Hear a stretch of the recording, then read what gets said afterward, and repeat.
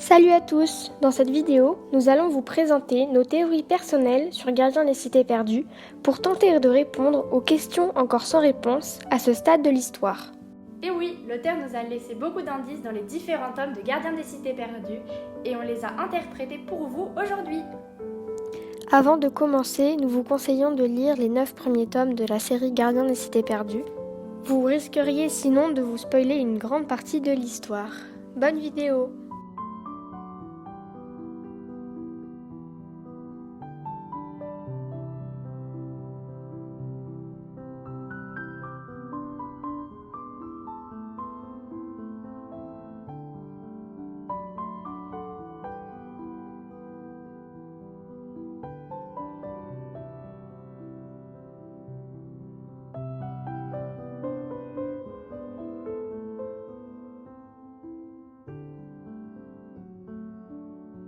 Théorie numéro 1.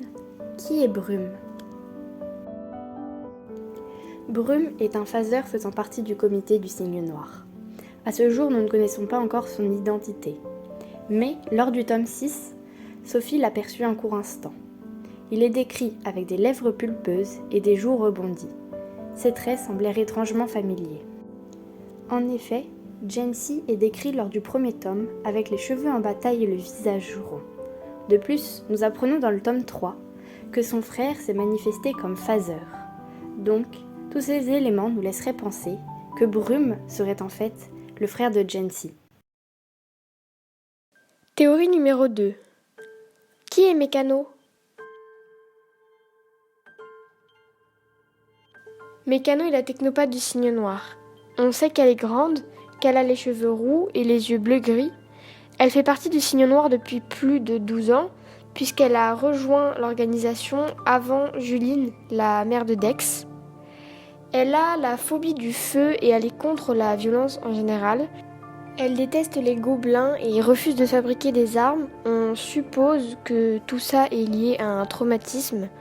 On apprend également qu'elle aime les gremlins et qu'elle s'exprime toujours par des questions. Donc voilà, après avoir rassemblé tous les éléments sur Mécano, on a réussi à monter une théorie. Elle n'est pas parfaite, mais on va quand même vous en faire part. On pense que Mécano serait Jolie Rouen, la fille de Grady et d'Aline. Jolie est censée être morte dans un incendie allumé par son fiancé, Brant, mais on pense qu'elle aurait pu avoir survécu à cet incendie et que d'ailleurs ça expliquerait la phobie du feu de Mécano, qui ressemble beaucoup à celle de Brant. Ça expliquerait également pourquoi Mécano porte un masque constamment. Peut-être qu'elle aurait pu avoir été brûlée et défigurée par l'incendie. On apprend dans une anecdote racontée par Edaline que Jolie aime les animaux. Elle rencontra Brant, son futur fiancé, dans une animalerie. De plus, elle était agent double avant l'incendie. Elle aurait pu décider, après la trahison de Brant, de rejoindre le Cygne Noir définitivement. J'ai dit tout à l'heure que cette théorie n'était pas parfaite. En effet, Julie n'était pas technopathe mais invocatrice, et elle avait les cheveux blonds et les yeux turquoises, ce qui ne correspond pas à la description de Mécano. L'apparence, ça peut facilement être changé, surtout par une technopathe. Par contre, le talent, c'est plus compliqué. Jolie aurait pu avoir manifesté son talent après le traumatisme de l'incendie, même si elle avait théoriquement dépassé l'âge. Ou alors la technopathie était son deuxième talent, mais elle l'aurait caché, étant déjà agent double à ce moment-là. On sait qu'il y a des gènes de technopathe dans la famille, puisque Dex, le cousin de Jolie, est également technopathe. Ça serait un peu cruel de la part de Jolie d'avoir simulé sa mort pendant tout ce temps, surtout pour ses parents, mais bon, elle aurait pu le faire dans certaines circonstances. Théorie numéro 3. Qui est Spectre? Spectre est éclipseur au sein du comité du Cygne Noir. On ne connaît pas encore son identité, mais les différents éclipseurs dans le monde des elfes sont Della, Biana, Alvar et la conseillère Ramira. Nous pouvons enlever Biana et Della car elles se sont entraînées avec Spectre. Alvar aussi peut être éliminé car il a été assigné à résidence alors que Spectre continuait ses missions, et la conseillère Ramira a, elle, participé à l'échange avec Prentice, où Spectre se tenait. En conclusion, Spectre est quelqu'un qu'on ne connaît pas, ou en tout cas, un éclipseur pas encore recensé. Théorie numéro 4. Quel est le pouvoir de Livy? Livy est le médecin du cygne noir. C'est un personnage important et pourtant on ne connaît pas encore son pouvoir à ce stade de l'histoire. On pense qu'il y a une bonne raison à ça. Selon notre théorie, Livy serait sans talent. En effet, elle ne fait pas partie de la noblesse et elle est médecin, donc même si être flasheuse lui serait bien pratique, elle n'a pas besoin de talent particulier pour exercer son métier.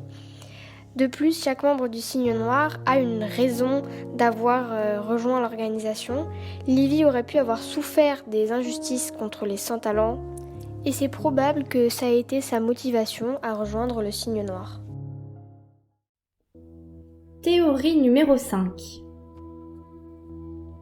Qui est le père biologique de Sophie?